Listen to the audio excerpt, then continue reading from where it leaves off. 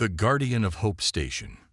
Commander Thomas Chen stood at the observation deck of Hope Station, his weathered hands clasped behind his back as he watched the endless dance of stars beyond the reinforced windows. At 62, he'd thought his days of adventure were long behind him, replaced by the quiet routine of managing this remote outpost on the edge of settled space. The station's dim lights reflected off his silver hair, casting shadows that matched the ones in his dark eyes. 20 years of running Hope Station had taught him that the universe had a way of surprising you just when you thought you'd seen it all. The station itself was a testament to that truth.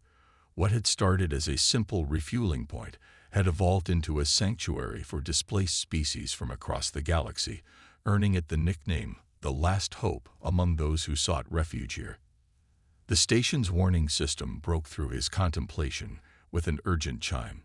"Commander," the AI's voice was calm but insistent, "we're detecting a severely damaged vessel approaching on an erratic trajectory. Life signs present, but failing." Thomas's decades of Space Corps training kicked in instantly.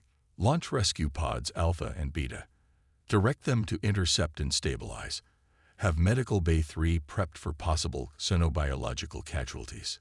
He moved swiftly to the command console, his joints protesting the sudden movement but his mind sharp as ever. The vessel that appeared on his screens was unlike anything he'd seen in his long career. Its organic-looking hull seemed to pulse with a fading bioluminescence, and its design defied traditional spacecraft architecture. As the rescue pods approached, he could see massive damage along one side, as if something had taken a bite out of the living metal. "Initial scans indicate 13 life forms aboard," the AI reported. "Their biological signatures match no known species in our database." Thomas felt a familiar thrill run through him. First contact situations were rare these days, with most spacefaring species well documented. "Broadcast universal peace signals on all frequencies. Let's make sure they know we're here to help." The rescue operation was delicate work. The strange ship's hull seemed to resist standard docking procedures, and it took all of Thomas's experience to guide the rescue teams through establishing a safe connection. As the survivors were brought aboard, he got his first look at the Lizarians. They were tall, graceful beings with iridescent skin that shifted colors like the surface of a soap bubble. Their large, compound eyes seemed to take in everything at once, and what appeared to be crystalline formations grew naturally from their shoulders and foreheads. The medical team worked quickly but carefully, mindful of their unusual physiology. Among them was one who immediately caught Thomas's attention. Unlike the others, whose colors shifted in rapid, distressed patterns, hers moved in slow, deliberate waves. Even injured, she carried herself with unmistakable dignity. Through the universal translator, she introduced herself as Kira, cultural guardian of their group. "We are grateful for your aid," she said, her translator rendering her crystalline language into standard English. "We had begun to fear that this part of space would be as hostile as the region we fled." Thomas helped her to a medical bed, noting how her color patterns stabilized somewhat at his gentle assistance. "Hope Station lives up to its name," he assured her. "Whatever drove you from your home, you'll find sanctuary here." As the medical team worked, Kira explained their situation. The Lysarians were refugees from a system consumed by a massive stellar anomaly. Their evacuation fleet had been scattered by raiders who preyed on displaced species. Their ship had barely escaped, but the damage had been severe. Over the next few days, as the Lysarians recovered, Thomas found himself spending more and more time with Kira. She was fascinated by the station's multicultural environment, and he was equally intrigued by her people's unique biological technology. Their ships weren't built but grown, she explained, and their cities had been living entities that evolved alongside them. "Your station," she observed one evening as they shared a meal in his office, "it reminds me of our ancient stories. Places of refuge where different peoples would come together, sharing knowledge and building something greater than themselves." Thomas smiled, watching the patterns of color play across her skin and what he was learning to recognize as thoughtfulness. "That's exactly what I hoped this place would become when I took the assignment.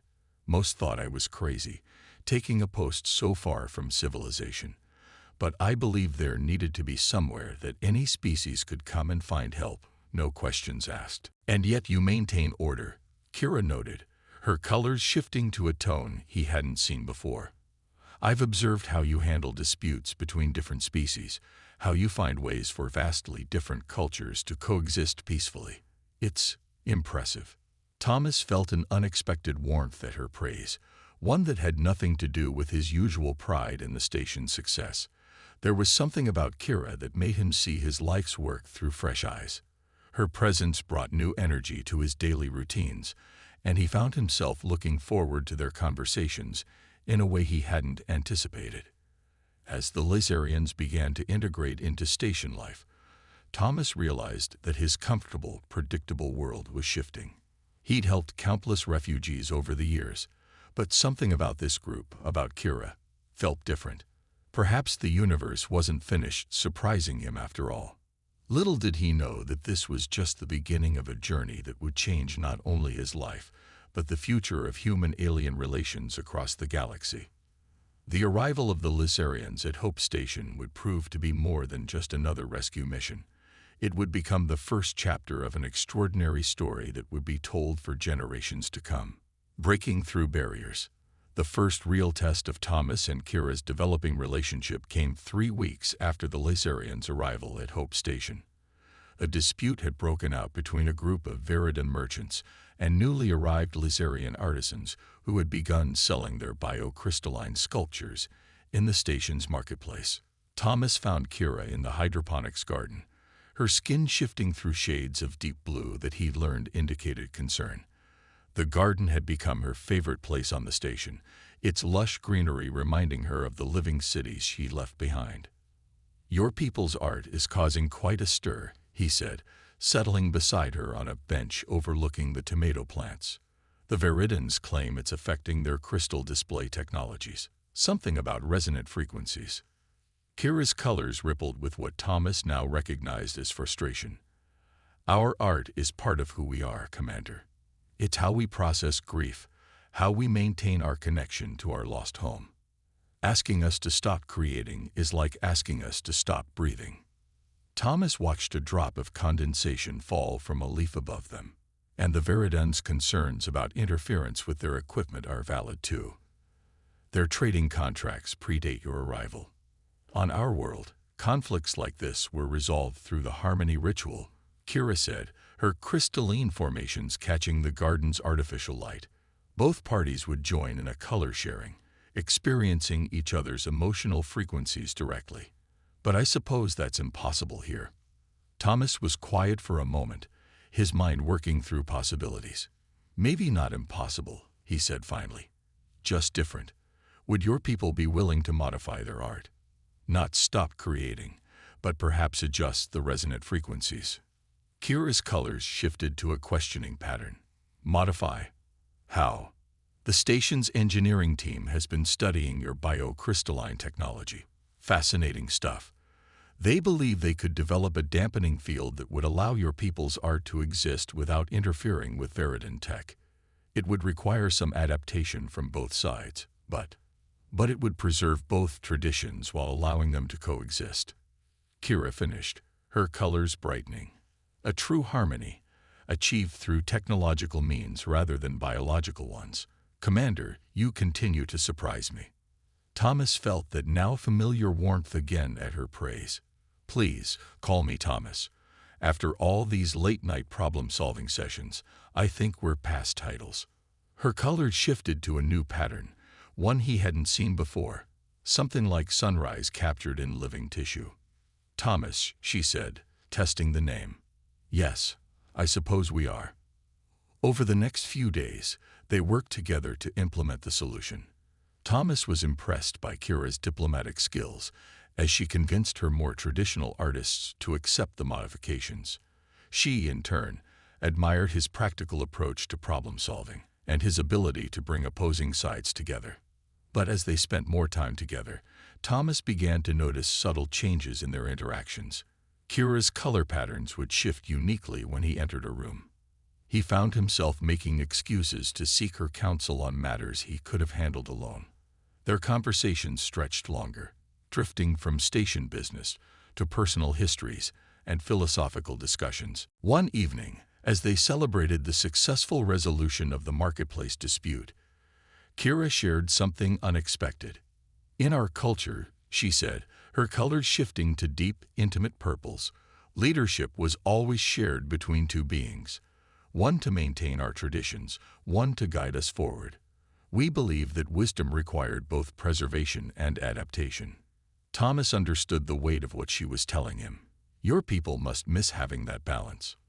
We do, she admitted. But perhaps we can learn new ways of achieving it. Her colors swirled in patterns that seemed almost shy. You've shown us that change doesn't have to mean loss. That sometimes reaching across differences can create something stronger than tradition alone. The moment was interrupted by a station alert. A new vessel was requesting emergency docking. Another group of refugees, this time from a system facing ecological collapse. As they hurried to the command center together, Thomas realized something had shifted between them. They moved in sync now, anticipating each other's thoughts and actions. The integration of the Lysarians into station life continued to present challenges. Their biological technology, while beautiful, required careful management to coexist with the station's conventional systems. Their cultural practices sometimes clashed with those of other species, but with each challenge, Thomas and Kira found themselves working more closely together, their different perspectives combining to find solutions neither would have conceived alone. Their growing closeness didn't go unnoticed. Thomas caught knowing looks from his longtime staff, while Kira's people began treating him with a deference usually reserved for their own cultural leaders. Neither of them acknowledged these changes directly, but both felt the growing weight of possibility between them. Everything changed during a routine inspection of the station's outer hull. Thomas was supervising repairs when a micrometeoroid breached his suit. Kira, monitoring from inside, acted instantly. Breaking protocol, she used her people's biological technology to create a temporary seal around his suit, saving his life, but linking them briefly through the living material. In that moment of connection, both of them felt something that transcended their biological differences. Thomas experienced the symphony of colors that made up Kira's emotional world, while she felt the steady rhythm of his human heart. When they finally met in the medical bay after his recovery, they knew their relationship had crossed a line that couldn't be uncrossed. I felt you, Kira said simply, her colors playing through patterns Thomas now recognized as wonder, fear, and something deeper. Your mind, your memories, your hope. Thomas finished for her. I felt your hope, not just for your people, but for all of us, for what we might become together. As they stood there in the quiet of the medical bay, both knew they were standing on the edge of something unprecedented. Their growing feelings for each other weren't just about personal connection. They represented a possible bridge between their peoples, a new way of thinking about what it meant to be a community among the stars. Crisis and trust. The warning came at the worst possible time. Hope Station's long-range sensors detected the meteor storm just as they were dealing with an unprecedented surge of refugee arrivals. 3 ships had docked in the past week alone, each carrying survivors from systems destined for collapse. The station was already stretched to its limits. Thomas stared at the sensor readings, his face illuminated by the red warning lights of the command center. The storm wasn't just any collection of space debris. It was a massive field of metallic asteroids, magnetized by the death throes of a nearby star. Standard deflector shields would be useless against objects of that size and magnetic complexity. How long do we have? Kira asked, her skin pulsing with urgent patterns of gold and crimson. She stood close enough that Thomas could feel the subtle energy field that all Lysarians generated, a sensation he'd grown increasingly attuned to over the past months. 4 hours at most, he replied, running calculations through the station's computers. We might be able to evacuate some people, but there's no way to get everyone out in time. And even if we could, where would they go? Kira's colors shifted to deep, thoughtful blues. Perhaps we don't need to leave. Her crystalline formations caught the emergency lights, casting prismatic patterns across the command center's walls. On our world, we faced similar storms.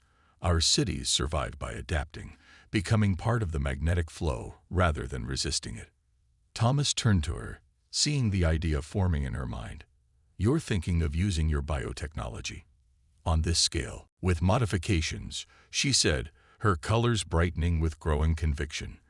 My people's artists could generate a resonant field, similar to what we use to protect our sculptures. If we could amplify it through the station's power grid, we could create a magnetic bubble. Thomas finished, already seeing the possibilities. Use the storm's own energy to deflect its physical mass. He paused, considering the risks. But the power requirements would be enormous. We'd have to shut down everything except life support and artificial gravity. And it's never been attempted with non-biological technology, Kira added, her colors showing both determination and concern. The interface between our systems would be unpredictable. They looked at each other, both understanding what wasn't being said. The plan was theoretically sound but practically dangerous. If it failed, they'd lose not only the station but every life aboard it. If it succeeded, it would represent an unprecedented fusion of human and Lycerian technology. Thomas made his decision. Gather your people. I'll coordinate with engineering to begin power redistribution. As Kira turned to leave, he caught her arm gently. Her skin shimmered at his touch, colors swirling in a pattern he'd come to recognize as emotional intensity. Kira, thank you for trusting me with this. Always, she replied simply, her compound eyes meeting his human ones with absolute certainty. The next 3 hours were a blur of activity. The station's corridors filled with Lycerian artists, their crystalline growths humming with building energy as they took up positions along key structural points. Engineering teams rushed to modify power conduits, rerouting everything through newly installed biocrystal amplifiers. Other species huddled in designated safe zones, watching with a mixture of fear and fascination as their home transformed around them. Thomas and Kira coordinated it all from the command center, their different leadership styles merging seamlessly. His precise, technical direction balanced her intuitive understanding of the living technology they were creating. When the first waves of the storm hit, every being on the station held their breath. The impact was staggering. Hope Station groaned as magnetic forces pulled at its structure. Warning lights flashed across every console as power fluctuated wildly. But gradually, something beautiful began to happen. The Lycerian biocrystals pulsed with living light, creating patterns that spread through the station's power grid like flowing water. The magnetic bubble formed, visible through the observation windows as a shimmering iridescent sphere. Thomas watched in awe as massive asteroids were caught in the field, their trajectories bending around the station in graceful arcs. The combined technology wasn't just deflecting the storm, it was turning it into an astronomical dance, a harmony of natural forces and engineered protection. Standing at the main viewport, Thomas felt Kira's presence beside him. Her colors were shifting through patterns he'd never seen before, mixing human and Lycerian emotional expressions in ways that seemed to mirror the technology protecting them. Without conscious thought, he reached for her hand. Her skin rippled at the contact, but she didn't pull away. "It's beautiful," she whispered, watching the storm rage harmlessly around them. Like the ancient stories of our people, when we first learned to speak to the living crystal. But this is something new. Something neither of our peoples could have achieved alone. Thomas understood what she meant. The crisis had forced them to trust each other completely, to blend their technologies and cultures in ways that defied convention. But more than that, it had shown them a glimpse of what might be possible if they continued down this path together. As the storm began to pass, reports came in from around the station. The hybrid shield had held. There was some minor damage to external sensors, but no casualties. More importantly, something fundamental had changed in how the station's inhabitants saw each other. The sight of humans and Lysarians working together to save everyone had broken down barriers that diplomacy alone could never have breached. In the quiet aftermath, as repair teams began their work and the station slowly powered back up, Thomas and Kira remained at the viewport. Their hands were still joined, her colors now pulsing in sync with his heartbeat.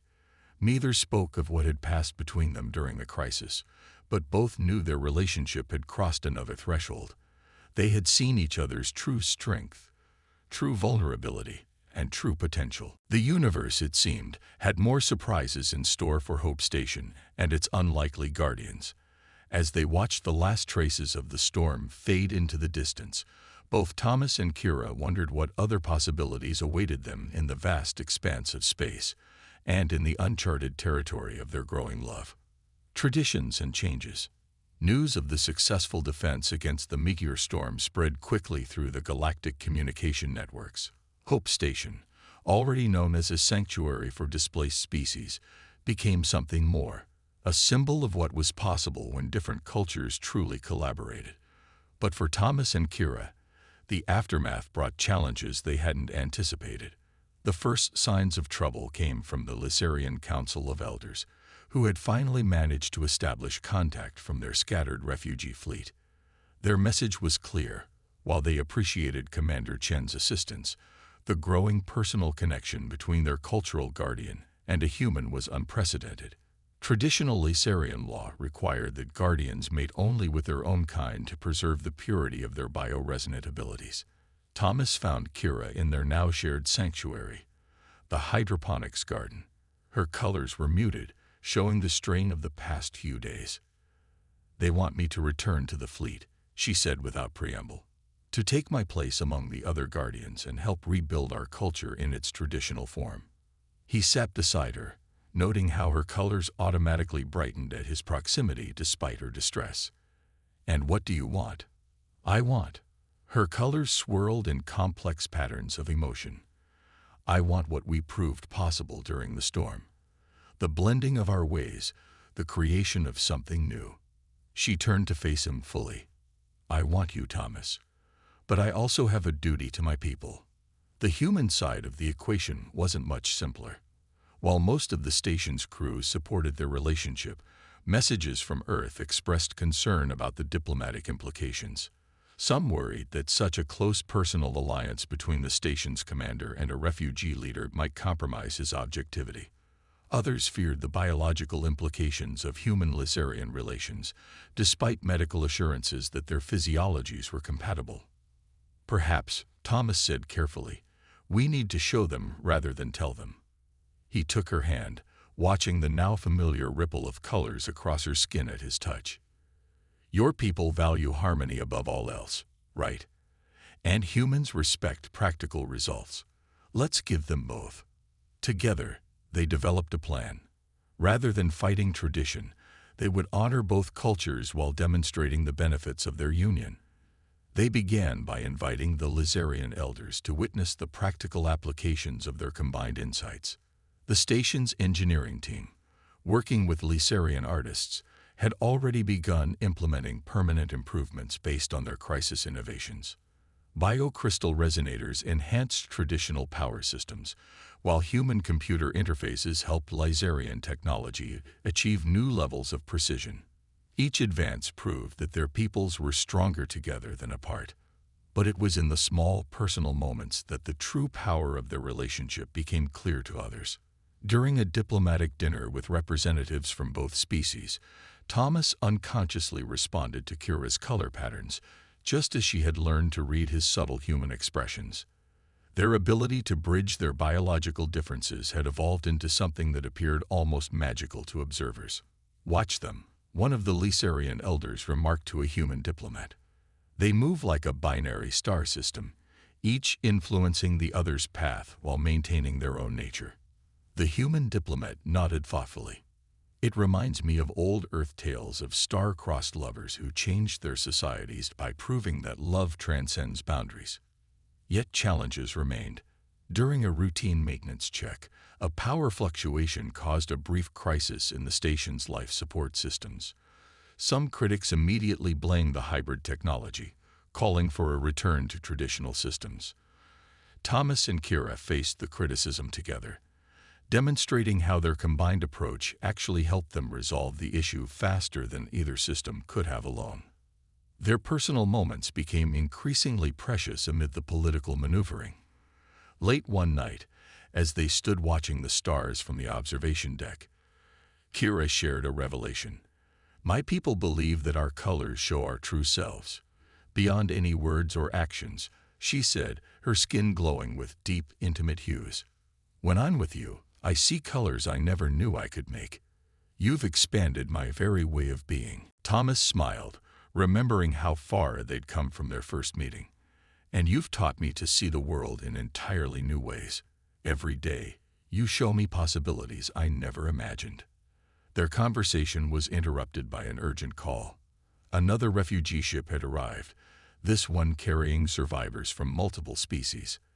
As they hurried to handle the situation, their natural coordination demonstrated exactly what they'd been trying to prove. Human efficiency merged seamlessly with Lysarian empathy, creating a response that served both practical and emotional needs. Word of their success continued to spread. Other stations and colonies began requesting information about their hybrid technologies and integration methods. Even the most traditional elements of both societies had to acknowledge the results. The Lysarian Council eventually proposed a compromise. Kira would retain her position as cultural guardian, but with a new mandate. She would be responsible for guiding the integration of their people with other species, using her relationship with Thomas as a model for respectful cultural exchange. Earth authorities, seeing the diplomatic and technological benefits, similarly adjusted their stance. Hope Station was officially designated as a pilot program for human-alien cooperation, with Thomas and Kira's leadership style documented as a template for future joint ventures. As they prepared for their official binding ceremony, a unique blend of human and Lysarian traditions, Thomas and Kira reflected on their journey. The ceremony would be broadcast across human and Lysarian space, a public statement of what they had already proven in private. That love could bridge the gaps between stars and species, creating new possibilities for all. "Are you ready?" Thomas asked her on the eve of the ceremony, watching her colors dance with excitement and nervous energy. "For the ceremony?" "Yes," she replied, her patterns settling into the calm, confident swirls he'd first admired. "For everything that comes after?" "Absolutely. We've already proven that together we can handle anything the universe throws at us." As they stood there, their silhouettes framed by the endless stars beyond the station's windows, both knew that their story was more than just a romance. It was a glimpse of humanity's future among the stars, not just exploring space, but building genuine connections with the countless forms of life that shared it. A new kind of family. 5 years after the historic binding ceremony between Commander Thomas Chen and cultural guardian Kira, Hope Station had transformed from a simple refugee waypoint into the galaxy's premier center for cross-species cooperation. The station's success had spawned similar outposts across known space, each following the template of human-alien collaboration that Thomas and Kira had pioneered. But it was the personal changes that meant the most to them. On this particular morning, Thomas stood in their quarters, watching Kira interact with their daughter, Aurora. The child was a medical miracle, made possible by careful genetic engineering that combined the best of both species. Her skin showed muted color patterns like her mother's, while her eyes were human, though they held specks of the crystalline formations characteristic of Lysarians. "Papa," Aurora called out, her colors shifting with childhood excitement. "Look what Mama taught me." The 5-year-old concentrated, and her crystalline formations hummed in harmony with the station's power systems, creating a small light show that danced across the walls. Thomas smiled, remembering the initial skepticism about whether a human Lysarian child was even possible. Aurora had proven not only possible but exceptional, embodying the perfect blend of both species' strengths. She was already showing an intuitive understanding of both human technology and Lysarian bioresonance. The delegation from the Centauri colonies arrives today, Kira reminded him, her colors showing the professional focus she'd maintained even after becoming a mother. They're particularly interested in how we've integrated the biocrystal technology into their terraforming systems. The station had become much more than a sanctuary. It was now an innovation hub where different species came together to solve common problems. The hybrid technologies that had saved them during the meteor storm had evolved into whole new fields of science, combining the organic approach of the Lysarians with human engineering precision. Their success had sparked a movement across the galaxy. Young humans and aliens increasingly saw out cross-cultural relationships, seeing them not as taboo, but as opportunities for growth and understanding. Hope Station had become a symbol of this new future, hosting the galaxy's first integrated education center, where children of all species learned together. As they made their way to the diplomatic reception area, they passed through corridors that showcased their legacy. The walls pulsed with living light, biocrystals working in harmony with traditional power systems. Species that would once have avoided each other now worked side by side, their differences becoming strengths rather than barriers. Commander Chen, Guardian Kira, a young human Veridan couple approached them. "We've come to apply for the cultural exchange program. Your story inspired us to believe our relationship could work." Thomas and Kira exchanged glances, their years together allowing them to communicate volumes in that single look. They saw their own past struggles reflected in this young couple's hopeful faces. "The path isn't always easy," Kira said, her colors showing supportive warmth, "but it's worth every challenge." The diplomatic meeting went well beyond expectations. The Centauri representatives were amazed by the practical applications of hybrid technology in their terraforming projects. But what truly impressed them was watching how seamlessly different species worked together throughout the station. Later that evening, as their family shared a quiet moment in the hydroponics garden, where their relationship had first deepened, Aurora asked a question that made both parents pause. "Why did people think you couldn't be together?" she asked, her colors showing genuine confusion. "It seems so natural." Thomas pulled his daughter into his lap, while Kira's colors shifted to thoughtful patterns. "People often fear what they don't understand," he explained. "But your mother and I believe that love could bridge any difference. And now you help other people do the same thing." Aurora's crystals chimed softly as she processed this. "We try," Kira said, her colors showing maternal pride. "Every successful relationship like ours makes it easier for others to follow their hearts." As if to prove their point, a notification chimed on Thomas's comm unit. The Lysarian Council and Earth government had jointly approved funding for 5 more stations based on Hope's model. The message included statistics showing improved diplomatic relations, technological advancement, and cultural exchange wherever these integrated communities had been established. "Did you ever imagine this?" Thomas asked Kira as Aurora dozed between them, her colors shifting in peaceful sleep patterns. "When you first arrived here as refugees, did you think we'd change the galaxy this much?" Kira's colors danced with love and contentment. "I knew we would change each other," she said. The rest just followed naturally. The station's observation windows showed a vista that had become symbolically significant. The eternal dance of stars against the void, each one different, yet all part of the same cosmic community. Supply ships and diplomatic vessels came and went, their crews representing dozens of species, all drawn to the promise of what Hope Station represented. Thomas and Kira had proved that love truly could transcend the boundaries of species and culture. Their daughter was living proof that such unions could create something beautiful and new. But their greatest legacy was the hope they'd given to others. The demonstration that in reaching across the vastness of space to connect with those different from ourselves, we all become something greater.